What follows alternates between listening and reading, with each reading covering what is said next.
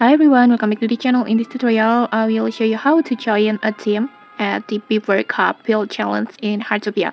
So in this latest update, there's a brand new event that called Beaver Cup Build Challenge, and at this event you can build a house together with your friends or other players, and then showcase your creations and get it rated by others for a chance to earn rewards at the end.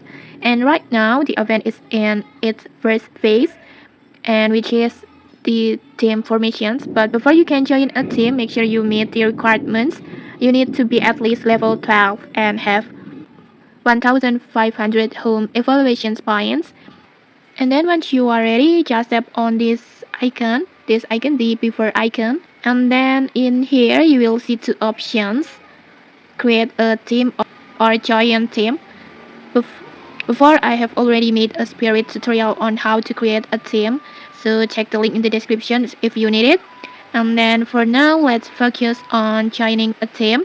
Just tap on the team hole, this one. And then in here you will find a list of teams created by your friends or other players, like this.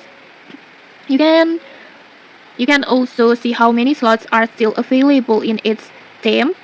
And to join, just simply tap on apply over here. Just tap on apply. But some teams might require approval if they are set to private or apply to join.